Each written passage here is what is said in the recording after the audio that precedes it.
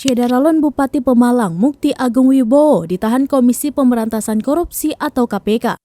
Berbalut rompi oranye serta tangan terborgol, Bupati Pemalang periode 2021-2026 itu enggan bicara.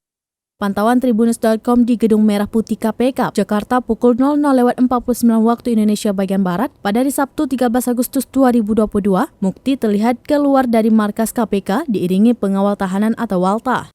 Diberondong pertanyaan oleh awak media, Mukti memberi isyarat dengan mengatupkan tangan persis di depan wajahnya. Mukti ditahan selama 20 hari pertama, terhitung mulai 12 Agustus 2022 hingga 31 Agustus 2022. Ia ditahan di rutan pada Gedung Merah Putih.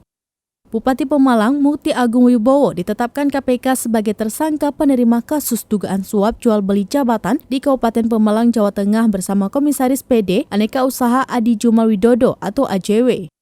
Sementara sebagai tersangka pemberi suap, KPK menjerat PJ Sekda Slamet Masduki atau SM, Kepala BPBD Sugianto atau SG, Kadis Kominfo Yanuarius Nitbani atau YN, dan Kadis PU Muhammad Saleh atau MS.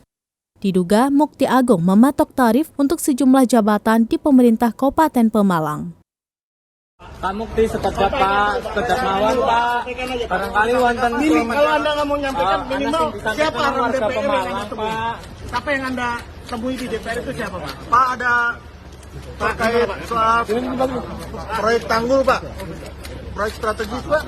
Silakan sambil jalan. Dulu, Anda itu ketemu di DPR ketemu siapa Pak? Sebut aja Pak. Satu lagi. Jangan takut Pak. Anda gimana Pak? Anda sering ngepul duit, berapa dapat sebenarnya Pak? Pak Dutar butuh mendoan apa Pak? Wah.